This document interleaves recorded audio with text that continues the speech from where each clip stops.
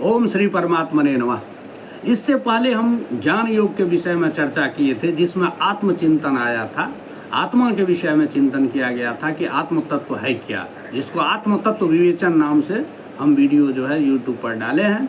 तो उसी को हम ज्ञान योग भी कहते हैं, सांख्य योग भी कहते हैं। आज हम कर्म योग के विषय में चर्चा करेंगे। कर्म योग क्या है, जो गीता में भगवान कहे हैं। तो ज्ञान योग का ही एक श्लोक है, जो सुख दुखे समय कृत्वा लाभा लाभो जया जयो ततो युद्धाय युज्यस्व नैवं पापम अवाप्स्यसि। ज्ञान योग में भगवान कहते हैं अर्जुन से कि हे अर्जुन, सुख दुखे समय कृत्वा लाभा लाभो जया जयो ततो युद्धाय युज्यस्व नैवं पापम अवाप्स्यसि। यानी तुम जो है सो सुख दुख को समान करके, लाभ और हानि को समान करके, जय और पराजय को समान करके, ततो युद्धाय, तब तुम युद्ध करो। तो नैवं पाप अवाप्स्यसि ततो युद्धाय युज्यस्व, इस प्रकार से अपने आप को स्थिर करके युद्ध के लिए जो है सो युज्यस्व माने युक्त हो जाओ। तो नैवं पाप अवाप्स्यसि, इस प्रकार से तुम पाप से लिप्त नहीं होएगा, ऐसा कहते हैं। तो ये ज्ञान योग की बात है। अब इससे हम लोगों को क्या शिक्षा लेनी चाहिए? तो हम लोग जो संसार रूपी रण क्षेत्र में अपना कर्म रूपी युद्ध कर रहे हैं, उसमें भी सुख दुख आना ही है, लाभ हानि आना ही है, और जय और पराजय होना ही है। तो हम लोगों को शिक्षा दे रहे हैं भगवान कि हम लोग भी अपने जीवन रूपी रण क्षेत्र में जो कर्म रूपी युद्ध कर रहे हैं, उसमें सुख दुखे समय कृत्वा, सुख दुख को समान करके, लाभा लाभो, लाभ हानि को समान करके, जय और पराजय को समान करके जो है सो मैं अपने रण क्षेत्र में कर्म रूपी युद्ध को करता रहूं, जिससे कि नैवं पाप अवाप्स्यसि, हम लोग पाप को प्राप्त नहीं करेंगे। अब कर्म योग के विषय में भगवान कहते हैं कि त्रैगुण्य विषया वेदा निस्त्रैगुण्यो भवार्जुना। हम लोग जानते हैं कि वेद के अनुसार ही हम लोग सब कर्म करते हैं। वेदा प्रमाणम, वेद जो कहे वही करना चाहिए, ये सब ठीक है। लेकिन भगवान आज कुछ विशिष्ट बात कह रहे हैं त्रैगुण्य विषया वेदा निस्त्रैगुण्यो भवार्जुना। हे अर्जुन, वेद भी जो है वो त्रैगुण्य विषया है, माने त्रिगुण विषय वाला है, माने सत्व रज और तम, ये त्रिगुण विषय वाले ही है वेद। लेकिन निस्त्रैगुण्यो भवार्जुना, तुमको जो है निस्त्रैगुण्य होना है, माने गुणातीत होना है, तीनों गुण से ऊपर उठना है, और निर्द्वंद्व होना है, सुख दुख हानि लाभ में समान रहना, नित्य सत्वस्थो, हमेशा तुमको सत्व में स्थित रहना है, और निर्योग क्षेम आत्मवान, निर्योग क्षेम होना है, आत्मवान होना है, आत्मज्ञानी होना है। निर्योग क्षेम माना हुआ कि किसी वस्तु की प्राप्ति करने की इच्छा नहीं रखना है,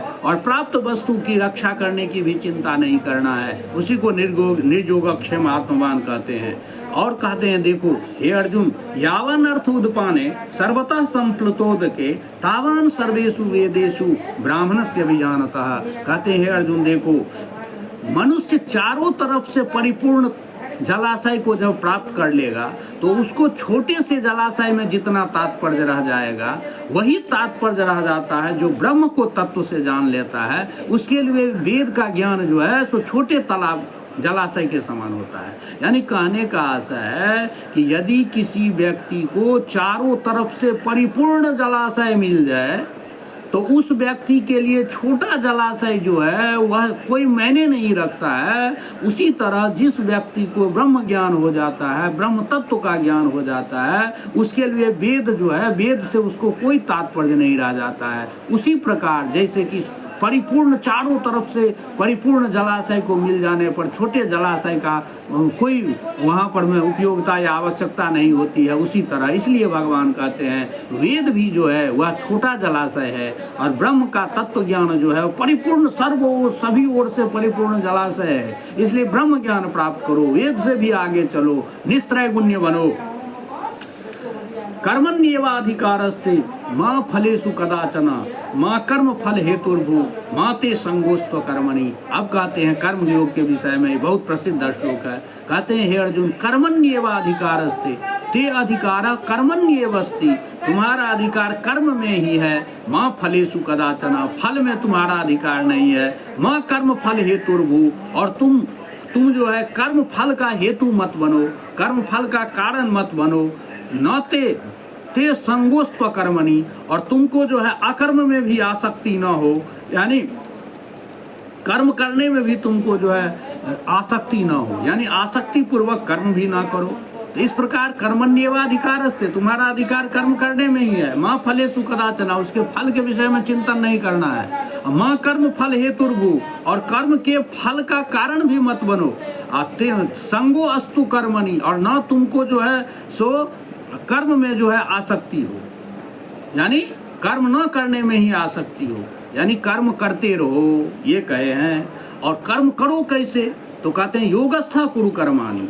बहुत अच्छी बात कहते हैं, कर्म तुम करो, लेकिन कैसे कर्म करो, तो योगस्था कुरु कर्माणि संगम त्यक्त्वा धनंजय, हे धनंजय योगस्थ होकर के कर्म करो। योगे तिष्ठति योगस्था, तो योगस्था कुरु कर्माणि, योगस्थ होकर के कर्म करो। संगम त्यक्त्वा, संग माने आसक्ति को त्याग कर योग में स्थित होकर कर्म करो। सिद्ध सिद्ध्यो समो भूत्वा समत्वम योग उच्यते, तो कहते हैं योग हम किसे कहते हैं, जो योग में स्थित होकर के हम कर्म करेंगे। पहले योग के विषय में, तब भगवान कहते हैं कि सिद्ध सिद्ध्यो समो भूत्वा समत्वम योग उच्यते। सिद्धि और असिद्धि में जो समभाव से स्थित रहे उसी का नाम योग है।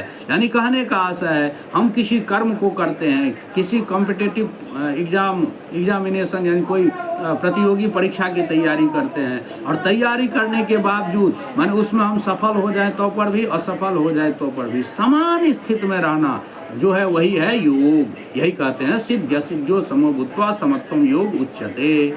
इस प्रकार कहते हुए अब कहते हैं बुद्धि युक्तो जहाति है उभे सुकृत दुष्कृते तस्मात् योगाय युज्यस्व योगः कर्मसु कौशलम। भगवान कहते हैं कि बुद्धि युक्तो माने समत्व बुद्धि से युक्त जो व्यक्ति होता है, सो इह माने अस्मिन संसार, इस संसार में ही उभे माने दोनों सुकृत और दुष्कृत जहाती है, सुकृत और दुष्कृत दोनों को जो है त्याग देता है। यानी समत्व रूप बुद्धि योग, समत्व रूप जो बुद्धि योग है, समबुद्धि युक्त माने समत्व रूप जो योग है, उस योग में स्थित होकर जो मनुष्य कर्म करता है वह सुकृत और दुष्कृत को इह जहाती, इस संसार में ही त्याग देता है। और तस्माद योगायुज्यस्व, इसलिए तुम योग के लिए युक्त हो जाओ। योग है क्या, तो योगः कर्मसु कौशलम, कर्म में कुशलता ही अर्थात कर्म बंधन से छूटने का उपाय ही जो है सो योग है। योगः कर्मसु कौशलम, योग जो है कर्म में कुशलता है, अर्थात कर्म बंधन से छूटने का उपाय है। कर्मजम बुद्धि युक्ता ही फलम त्यक्त्वा मनीषिणः जन्म बंध विनिर्मुक्ता पदम गच्छन्ति अनामयम्। हे अर्जुन, कर्मजम फलम बुद्धि युक्ता जो है मनीषिणः माने समत्व सम बुद्धि युक्त जो मनीषी लोग होता है वह कर्मजम फलम त्यक्त्वा, कर्मजन्य माने कर्मजन्य जो फल होता है सुख दुख या पाप पुण्य, उसको जो है त्यक्त्वा त्याग देता है। और जन्म बंध विनिर्मुक्ता, और जन्म बंध से मुक्त होकर के अनामयम पदम गच्छन्ति, अनामय जो पद है माने परम पद को प्राप्त कर लेता है। यदा ते मोह कलिलम बुद्धिर्व्यतितरिष्यति तदा गंतासि निर्वेदम श्रोतव्यस्य श्रुतस्य च। कहते हैं जिस काल में तेरी बुद्धि मोह रूपी दलदल को भली भांति पार कर जाएगी, उस समय तू सुने हुए और सुनने में आने वाले श्लोक और परलोक संबंधी सबो भोगों से बहरा प्राप्त हो जाएगा।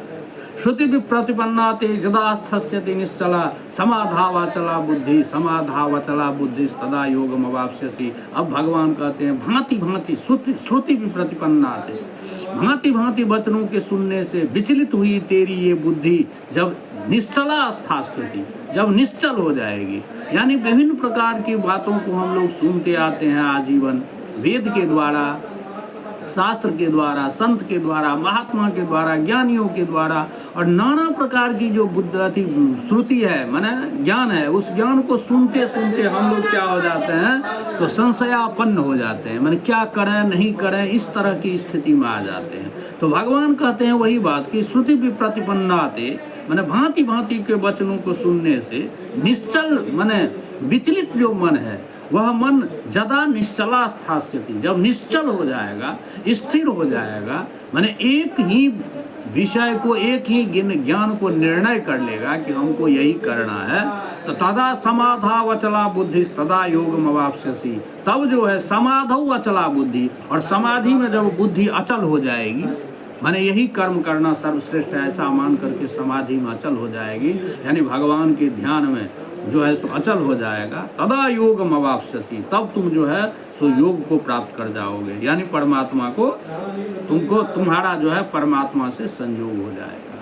तो अब कहते हैं कि जब परमात्मा से संयोग हो जाएगा, ये कह रहे हैं, तो इसी पर वो कह रहे हैं अर्जुन कि जो परमात्मा से जिसका संयोग हो जाता है, यानी जो समाधि लगाता है, तो उसका जो है चलना व्यवहार कैसा होता है, तो वही कहते हैं अर्जुनोवाच स्थित प्रज्ञ से, तो उसी को हम स्थित प्रज्ञ कहते हैं।